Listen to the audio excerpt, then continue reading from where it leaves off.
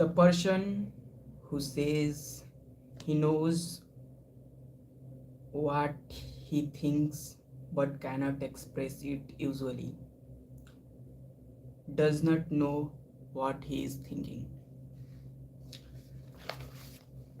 Have you ever seen such person, those who says, I know this, I can understand this, but I have no words to express this thing, this feeling, this thought. So I think not only me, but also you and most of the people have felt several times this problem, these situations. So how we can overcome, how can resolve this problem, and what is the actual solution of this problem?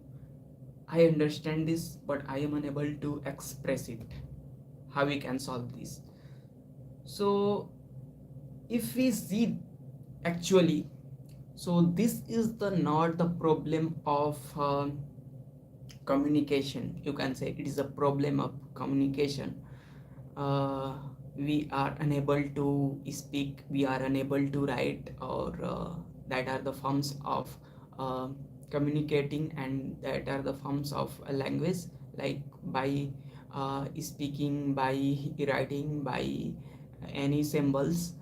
So are these problems uh, that we are not able to deliver our thoughts, which we have already understood? I think no, this is not the actual problem. The actual problem is to be clear, to be uh, sure with the thoughts. When we says I am unable to express my thought, I thinking, I have no words. Actually, you have not what the word may be can maybe a, a hurdle, a hurdle in that process. But the another one more thing is that you have not a better understanding about that subject, about that topic. And if we deeply think about not being a better understanding about any topic, so it comes with various functions, various relations, various components. This thing not happens with or by a single reason. It happens due to several collective a set of causes, in which communication is to a problem, and not being a better understanding, clear uh, clarity in your thought process. So now we are going to address these all situation, these all problem, uh, by having a good vocabulary power, and having a good understanding by reading a such incredible book, that is How to Read a Book. So in this book, we are not only know how to read any usual books, but by reading this book we can easily understand to read anything, to analyze, to understand any visual, text, image, and whatever we see through our eyes. So if I talk about this book is written by uh, Mortimer, Adler, and Charles Van Doren. These are the foreign writers, and this book is almost um, written 75 years ago. So this is very old book, but its content and all the lessons and learning are relevant and more useful yet. So first of all, we going to see the structure of this book. What are these structure of the book and how we have to cover these books and all the chapter of this. So this book is mainly divided into four parts. We can have four parts, and these all four parts containing some level of reading. So in first chapter we will discuss about two levels of reading. First one is eliminatory reading and the second one is inspectional reading. So these two level of reading we are going to discuss in the chapter 1, and in the chapter 2 we will discuss the third level of reading, that is analytical reading. If we talk about analytical reading, it is a such type of reading in which we break the a huge topic in a small blocks and a small subtopics, and by this we can easily understand not any topic but any problem of this world. So that's why always you hear that we should try to think on the analytical level. We should try to cut into several pieces any problem and resolve and solve those alls one by one. So this is called an analytical technique. And now eliminatory means basic comprehension, understanding of text and sentences. And inspectional means skimming or pre-reading to making a idea about any topic. So we can say skimming means to just a simple structure, making a simple structure of that topic and that paragraph which are you reading. And the fourth and final one is that what going to book, I have not summarized that. So in this book, this all four parts contains 41 lessons. So the last part, that is syntopical reading. Syntopical reading means when we read a single when we research in a single topic by using several books on same topics, then this technique is called syntopical reading. Means reading several books on same topic and comparing ideas of several authors and finding the common points between those all, and by analyzing those alls uh, to make our own point of view by using those alls. So this technique is called syntopical. I'm right? Yeah, syntopical reading.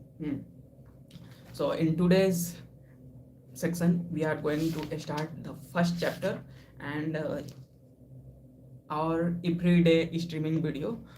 We will just read this book, and for next whatever time it will require, I will read and I will complete this book. And then also along with that, I going to summarize. I will send the summary and the paste and the useful lessons in the my YouTube's post. You can got it in the my post section of this channel. So now I'm going to start just reading to gather some more new words and sentences, and also we can use this technique to make a better fluency in our everyday speaking, or to make our communication more better. So the first chapter is the activity and the art of reading. So just fine.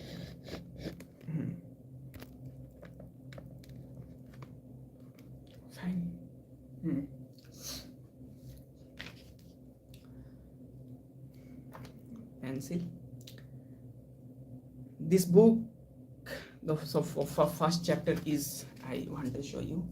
Guys, unable to read. The activity and art of reading. This book is for readers and for those who wish to become readers. Means, are you want to become a reader? Then this is for you. Just listen carefully.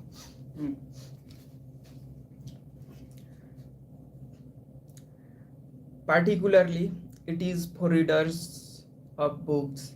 Even more particular, it is for those whose main purpose in reading book is to gain increased understanding को increase करने के लिए. By readers, we means people who are still accustomed at most every literate and intelligent person you used to be, to gain the large share of their information about their understanding of the world from the written word. Not all of it, of course. Even in the days before radio and television, a certain amount of information and understanding was acquired through spoken words and through observations. But for intelligent and curious people, that was never enough. They knew that they had to read too, and they did read. There is some feeling nowadays that reading is not as necessary as it once was. Radio and especially television have taken over many of the functions once served by print, just as photography has taken over functions once served by painting and other graphic art. Admittedly, television serves some of these functions extremely well. The visual communication of news events, for example, has enormous impact. The ability of radio to give us information while we are engaged in doing other things, for instance, driving a car, is remarkable and a great saving of time. But it may be seriously questioned where the advent of modern communication media has much enhanced our understanding of world in which we live. Perhaps we know more about world than we used to, and insofar as knowledge is prerequisite to understanding, that is all to the good. But knowledge is not as much as prerequisite to understanding as it commonly supposed. We do not have to know everything about something in order to understand it. Too many facts are often as much of an obstacle to understanding as too few. There is a sense in which we modern are inordinate with the fact to determinant of understanding. One of the reasons for this situation is that the very media we have mentioned are so designed as to make thinking seem unnecessary. Through this is only an appearance. The packing of intellectual position and views is one of the most active enterprise of some of the best mind of our day. The viewers of the television and listener to the radio. The readers of the magazine is presented with the whole complex of element, all the way for ingenious rhetoric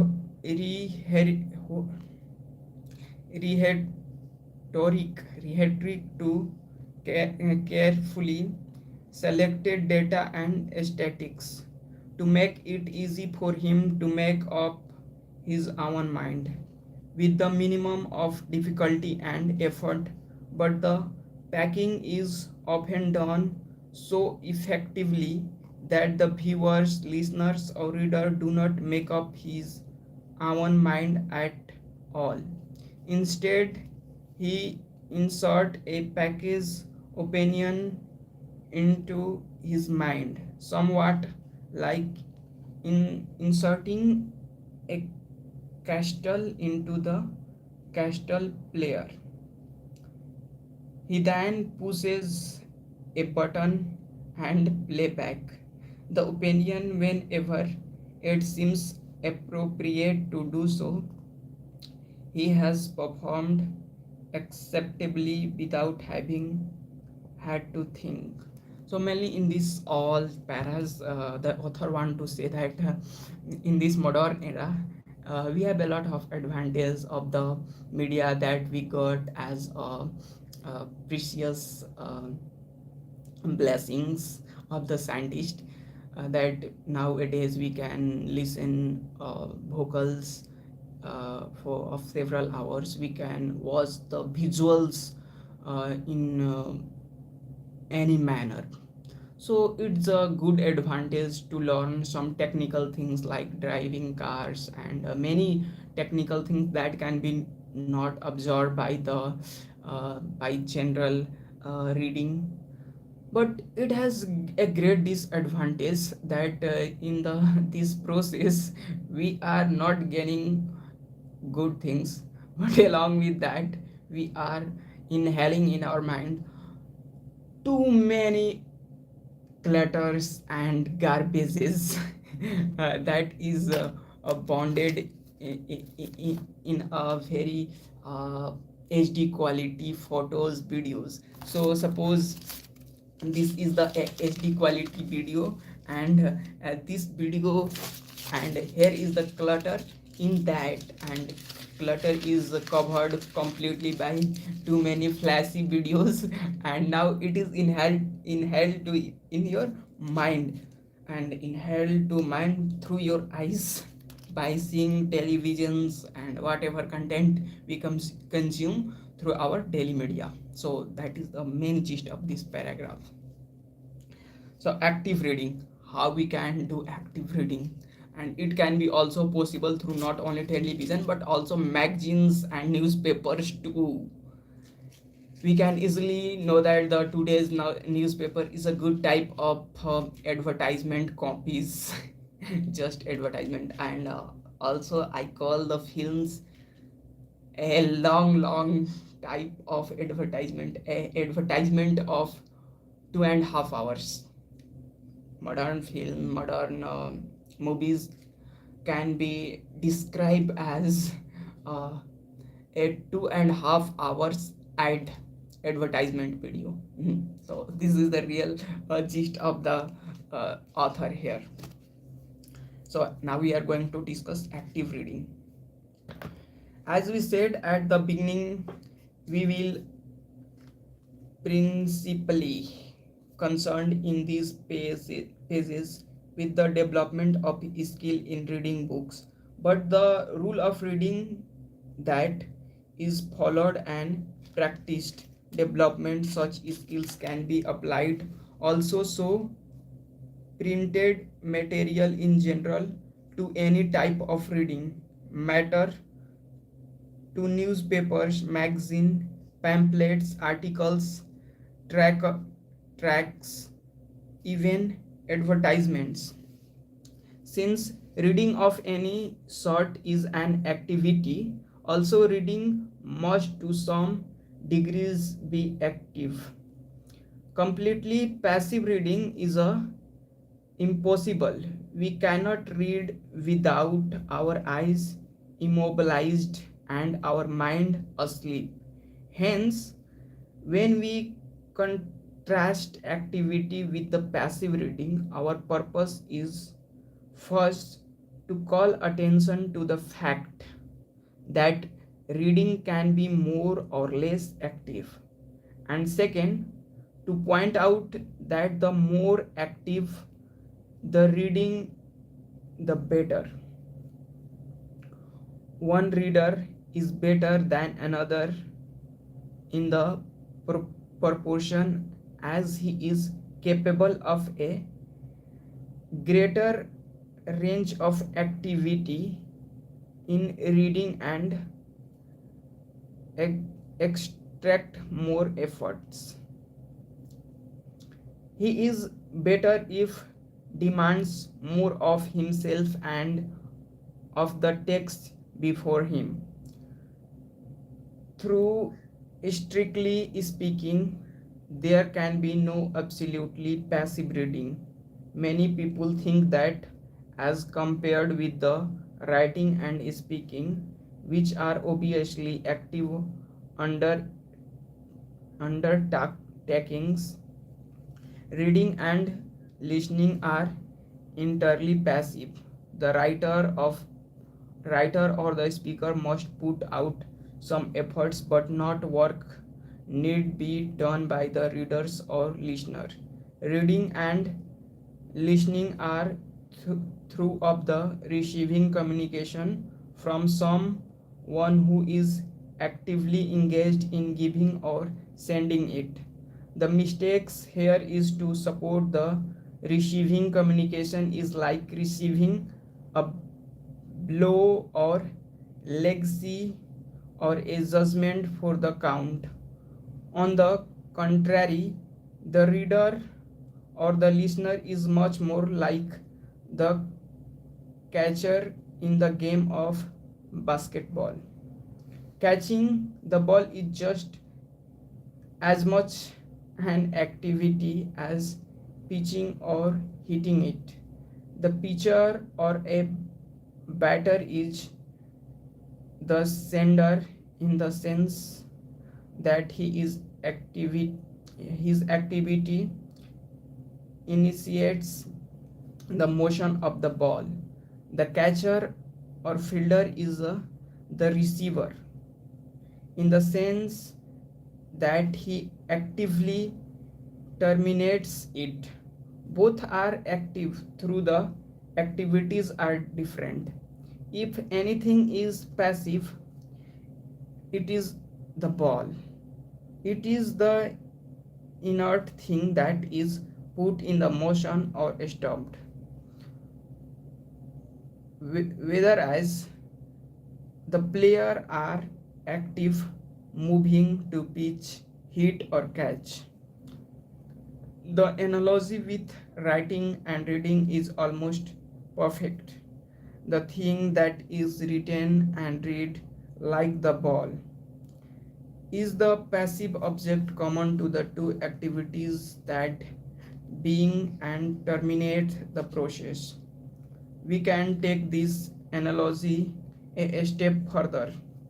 The art of catching is the skill of catching. Every kind of pitch, fast ball and the curves, change-ups and controllers.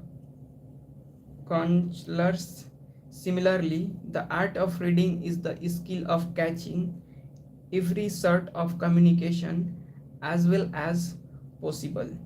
It is noteworthy that the pitcher and the catcher is successfully only to the extent that they cooperate.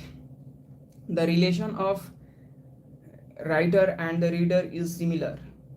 The writer is on trying not to be caused, although it sometimes seems so successful. Communication occurs in any case where what the writers want to have received find it way into the reader's possession.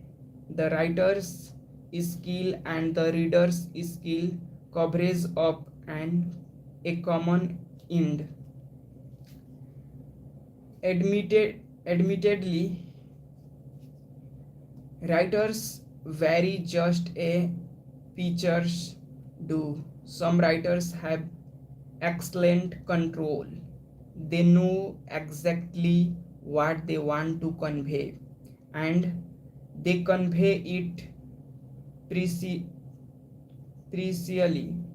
and accurately. Other things being equal, they are easier to catch than a wild writer without control. There is one respect in which the analogy breakdown. The ball is a simple unit. It is either completely cast or not. A piece of writing, however, it is complex object. It can be received more or less completely all the way for very little of what the writer intend to the whole of it. The amount the reader catches will usually depends on amount of the activity he put into the process as well as upon the skill with which the executes the different mental actions involved. What does activity reading entail? We will return to this question many times in the book. For the moment, it suffices to say that given the some things to read, one person reads it better than another's. First, but reading is more actively and second by the performing each of the actions involved more skillful. These two things are related. Reading is complex activity just as writing it. It consists of a large number of separated acts, all of which must be performed in a good reading. The person who can perform more of them is better able to read. The goal of reading, reading for information and reading for understanding. You have a mind. Now let us suppose that you also have a book that you want to read. The book consists of language written by someone. For the sake of communication, something to you, your success in the reading is determined by the extent to which you receive everything the writer intended to communicate. That of course in that of course is too simple. The reason is that there are two possible relations between your mind and the book, not just one. These two relations are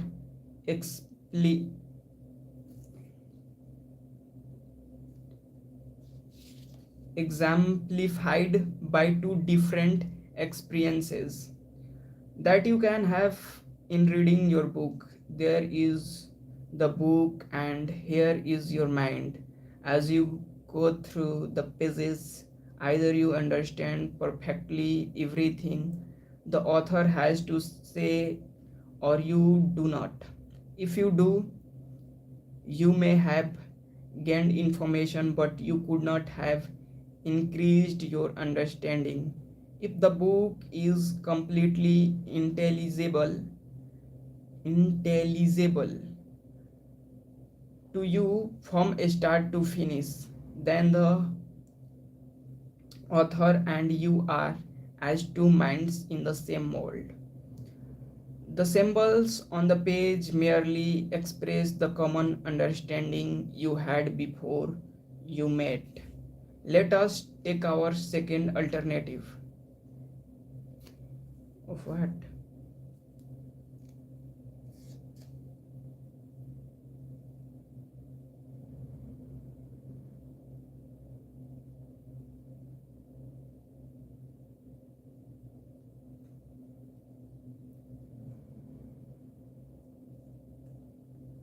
Let us take our second alternative. You do not understand the book perfectly. Mm.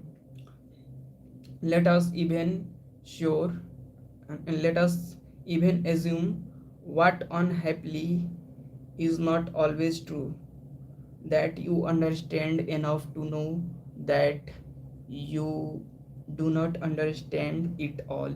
You know the book has more to say than you understand, and hence that is contains something that can increase your understanding.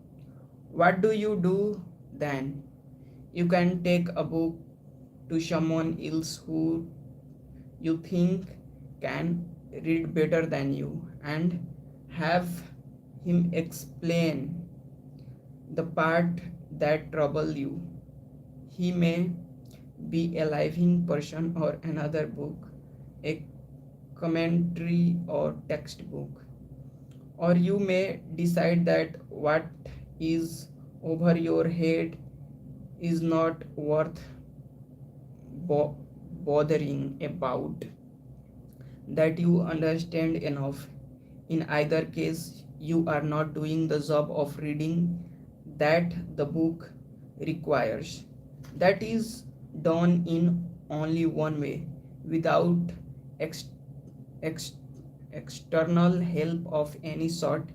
You go to the work on the book with nothing but a power of your own mind.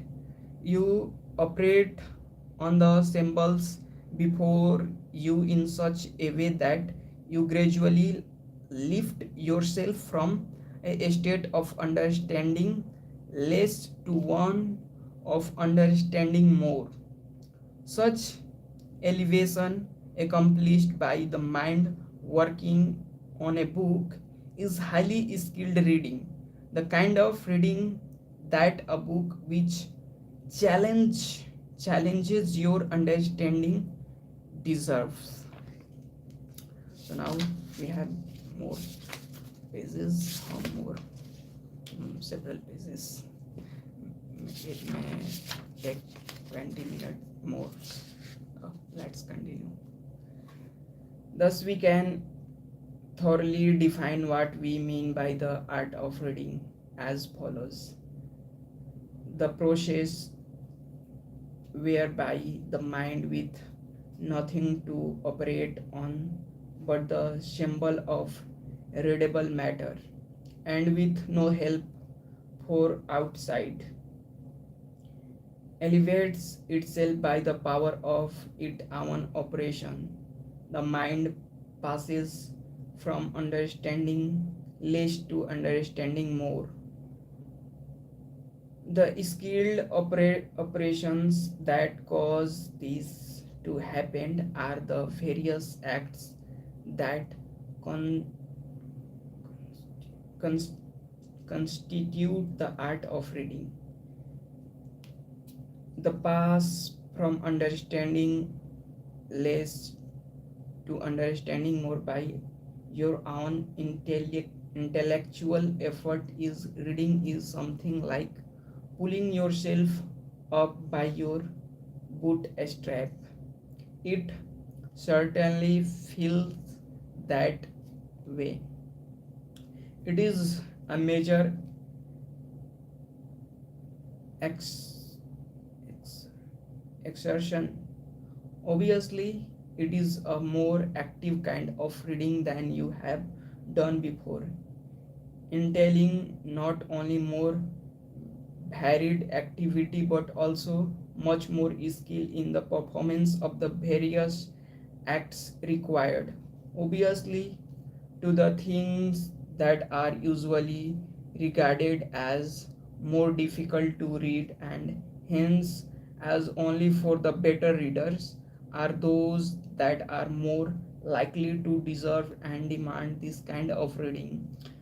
The distinction between reading for information and the reading for understanding depends than this. Let us try to say more about it.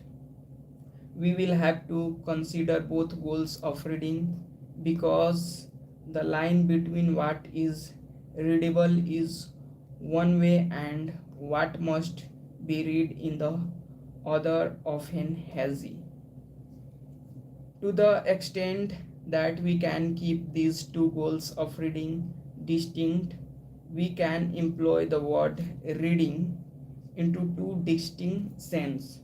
The first sense is one in which we speak of ourselves as a reading newspaper, magazine, anything else that according to our skill or and talents is at once thoroughly intelligible to us.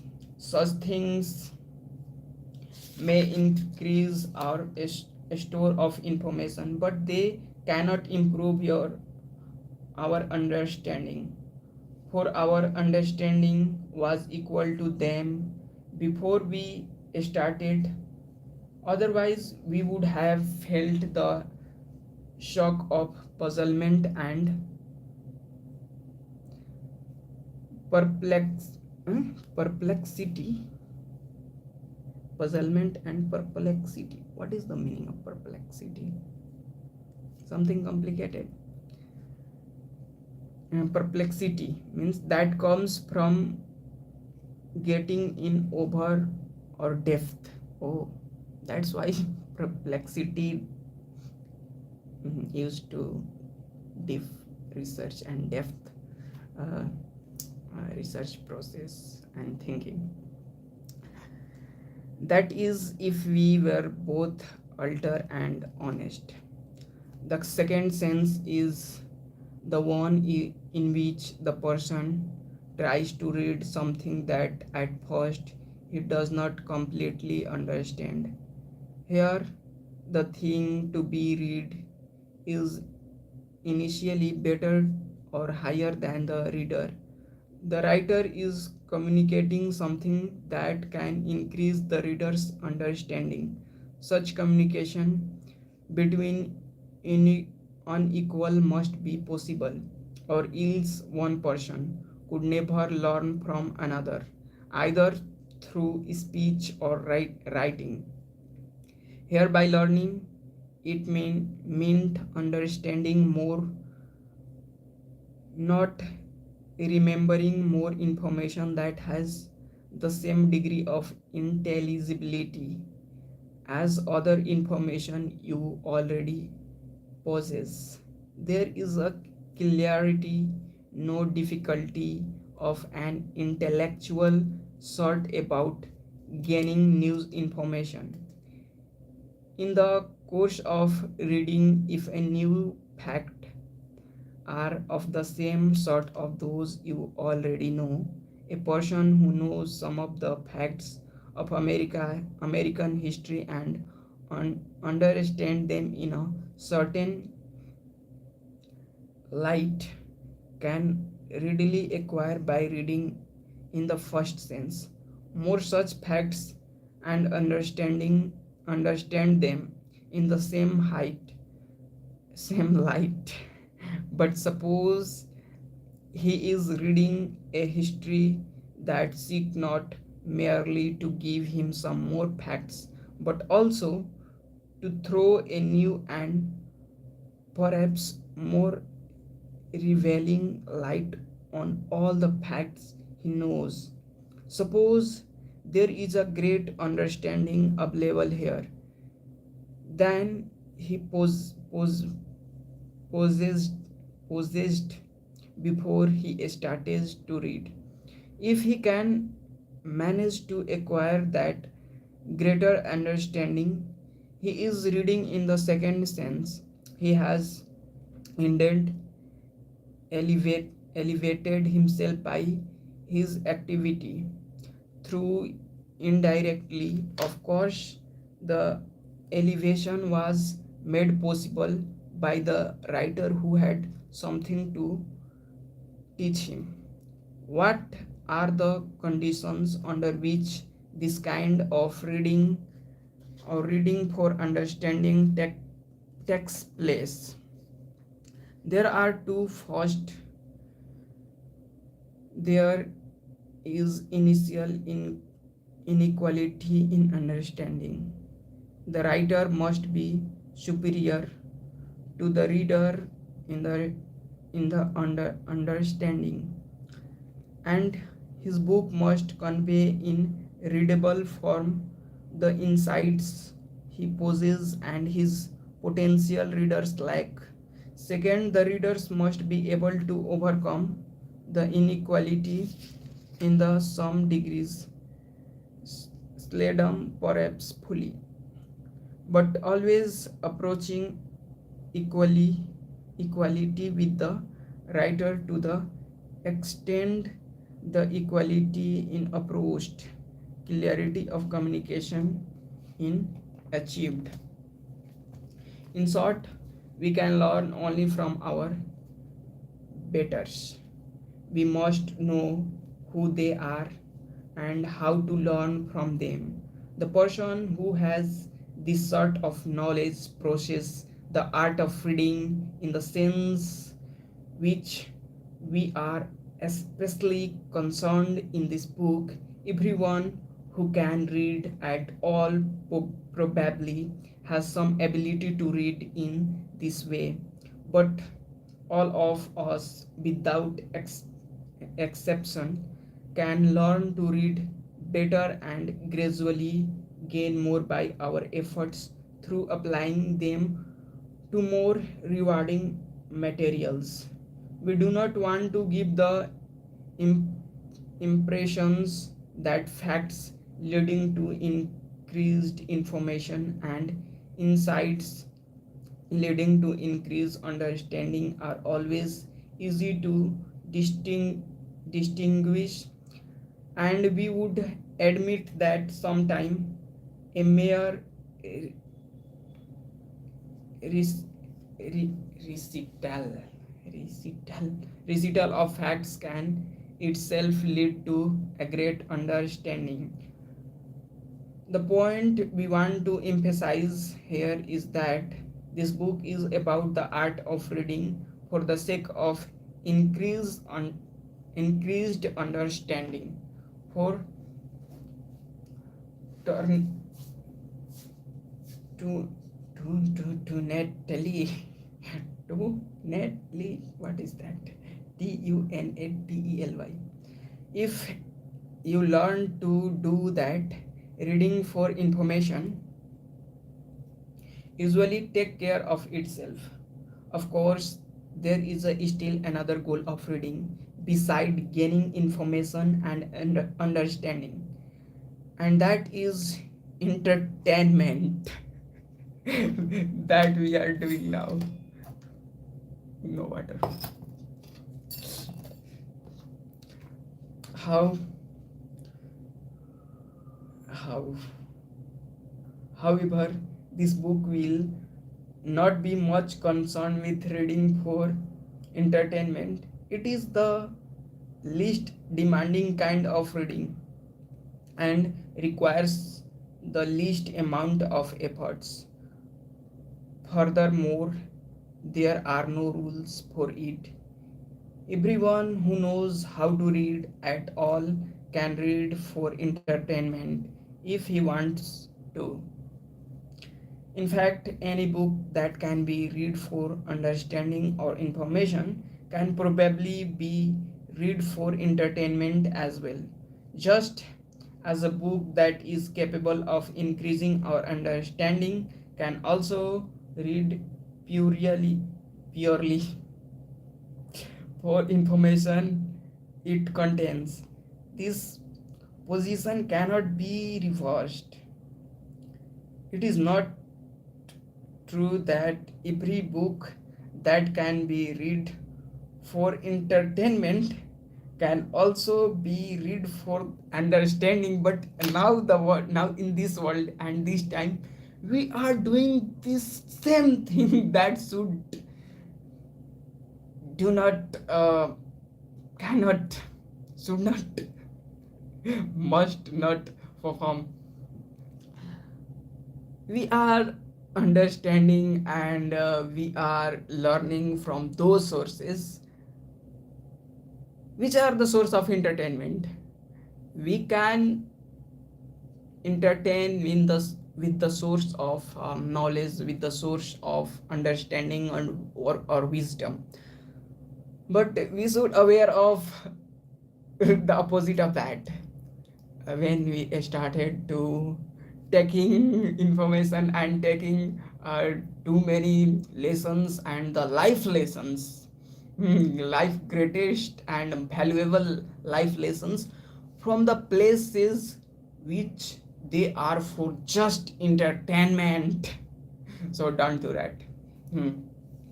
Be specific about to increase your mental level uh, with the with those plays which are really relevant for that, which are really valuable to mind and your thought process. Not make valuable and not consider valuable those things which they are just for entertainment. So that same thing writer saying here. Hmm. Hmm. Nor do we wish to argue you never to read a good book for entertainment.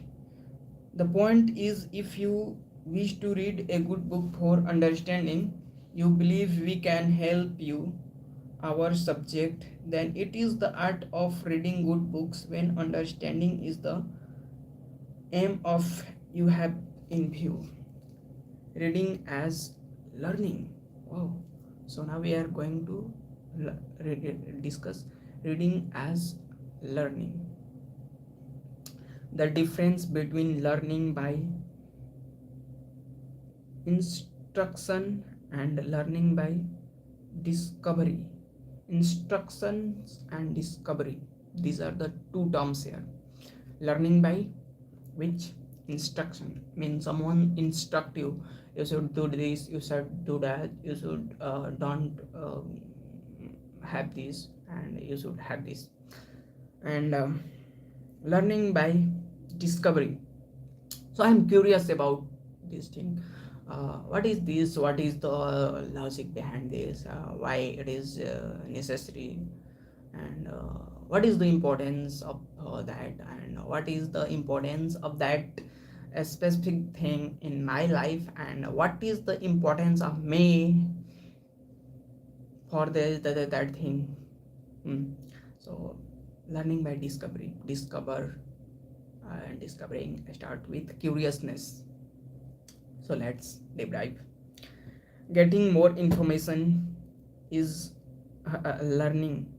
Wow. And so it coming to understand what you did not understand before. And so is coming to understand what you did not understand before.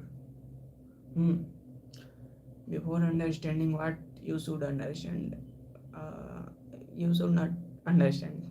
So here, but there is an important difference between these two kinds of learning. To be informed is to know simply the something is the case. To be enlightened is to know in addition what it is all about, why it is the case, what is the consents are with the other facts, in what respect it is the same, in what respect it is different, in what respect it is the same, in what respect it is different, and so further. The distinction in is familiar. The distinction is familiar in the terms of difference between being able to remember something and being able to complain it. If you remember what an author says, you have learned something from reading him. If what he says is true, you have even learned something about the world. But whatever it is a fact about the book or the fact about the world that you have learned, you have gaining nothing but information. If you have exercise only your memory, you have not been enlightened. Enlightenment is achieved only when, in the addition to knowing what an author says, you know what he means and why he says it. But truly, it is too much difficult to understand what is author is saying and what is it and what is the context of author. It will comes from several times of understanding and several points of view. Hmm. In spirituality, you can say, don't know the doings, know the doer. uh, don't read the just text of book, know the texture, author. What is the intention, what was the situation at that time, in which in which situation this book was written. Hmm.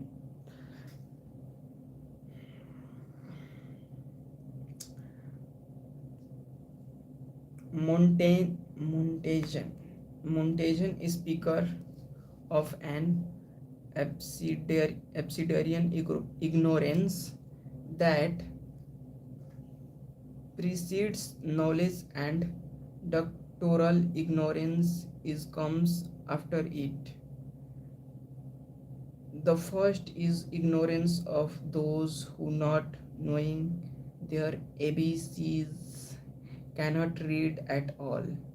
The second is the ignorance of those who have misread many books and they have um, a lot of misassumptions and missed rules and regulations, and false assumptions, lies, too much lies, too much imagination that is far beyond the actual and the reality.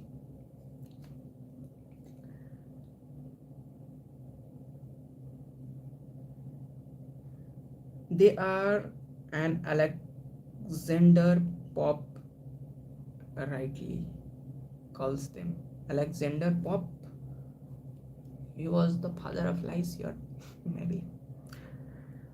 Book full block hands ignorantly read. There have always been literate ignoramus who have breed too widely and nor well. The Greeks had a name for such mixture of learning and fully with might be applied to the book, book bookings, but the purely poorly read of all is. They are all sophomores. To avoid this error, the error of assuming that to be widely read and to be well read are the same thing, we must consider the certain distinction in type of learning. Distinctions has a significant bringing on the whole business of reading and its relation to education generally. In the history of education, men have often distinguished between learning by instruction and learning by discovery. Instruction occurs when one person teaches another through speech or writing. We can, however, gain knowledge without being taught. If this were not the case and every teacher had to be taught what in the turn teacher other, there would be no beginning in the acquisition of the knowledge. Hence, there must be discovery. The process of learning something be researched by innovation, investigation, or by reflection without being taught.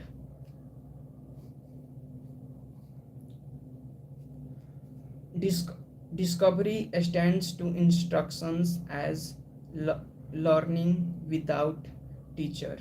Discovery stands to instruction as learnings without teacher stands to learning through the help of one.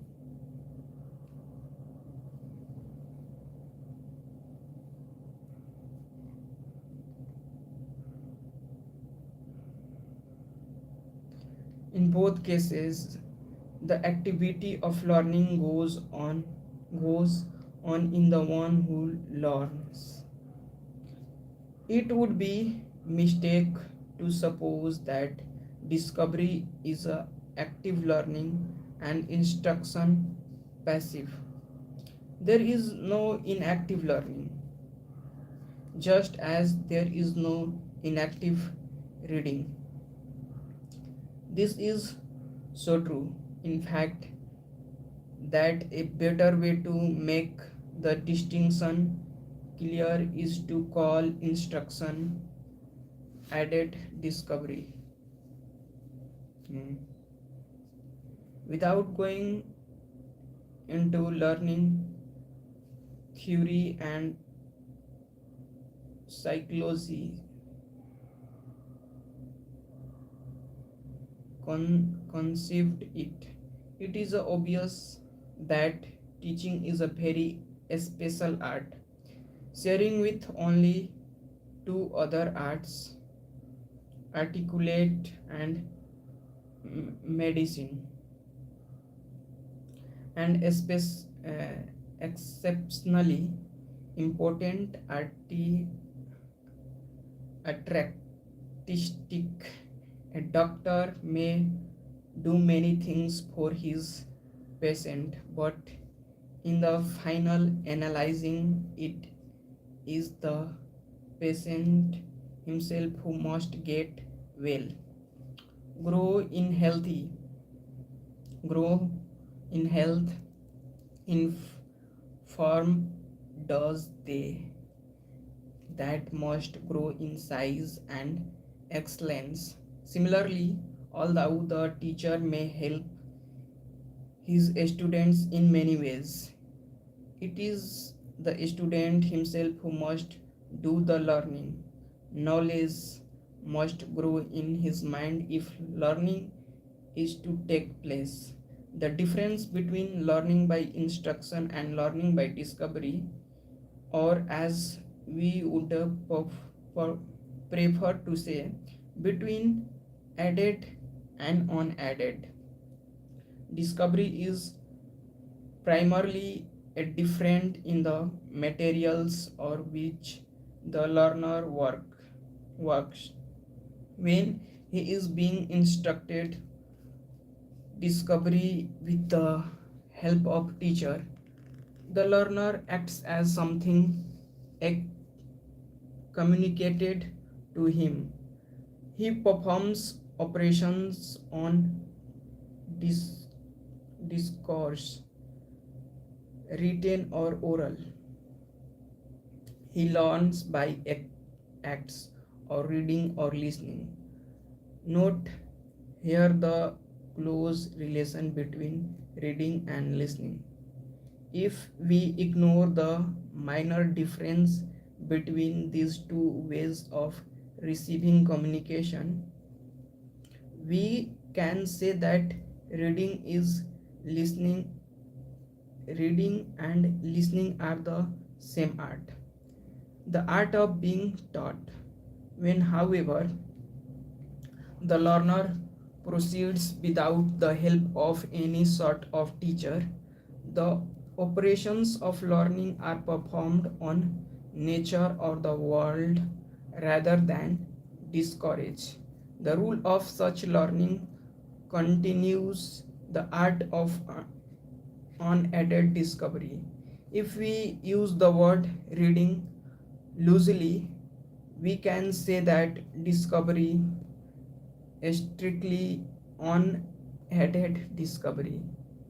It is the art of reading nature or the world and instruction being taught or added discovery. If a art of reading book or to include listening or learning from discourse. What about thinking? That's the right question. We have just one more page. If by thinking we mean the use of our mind to gain knowledge or understanding, and if learning by discovery and learning by instruction exhaust the way of gaining knowledge, then thinking must take place during the both those two activities. We must think in the course of reading and listening, just as we must think in the course of research. Naturally, the kind of thinking are different as two ways of learning are.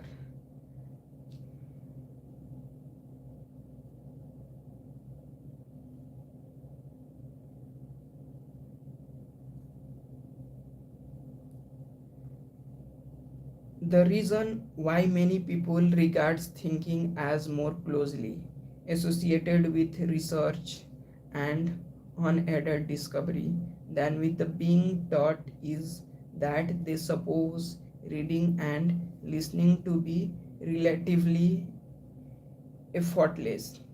It is probably true that one does less thinking when one read for information or entertainment than when one is undertaking to discover something.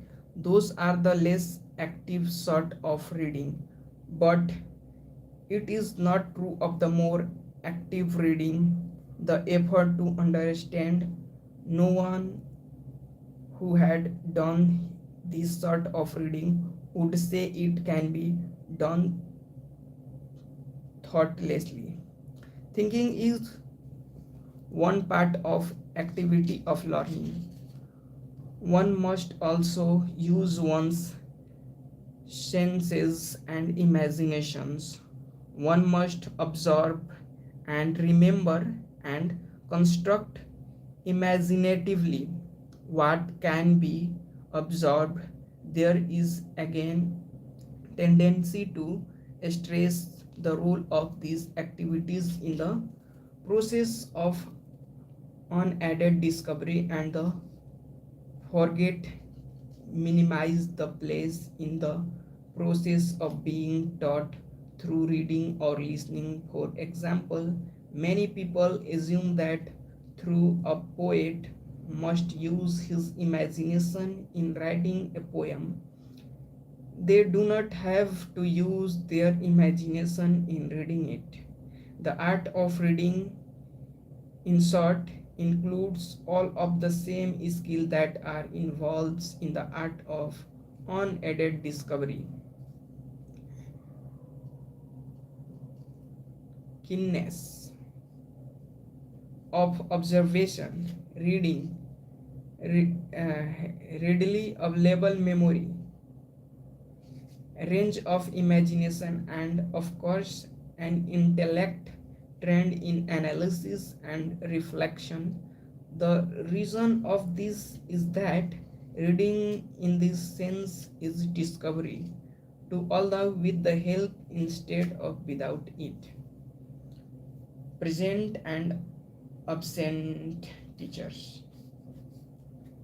Final topic.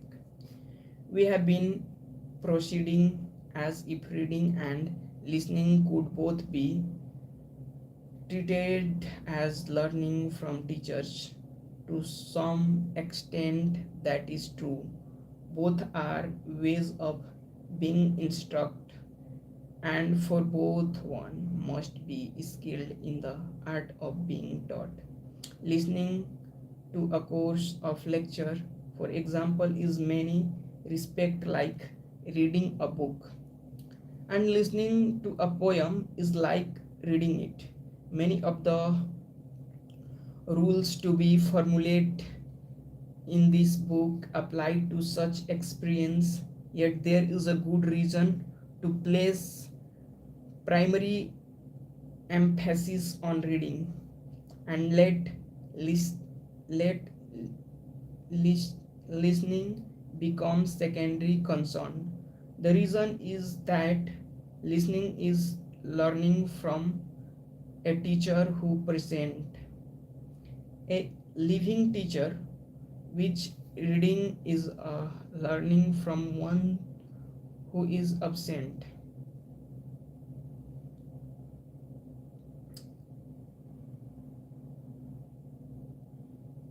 A living teacher, while reading is a learning from one who is absent. Hmm.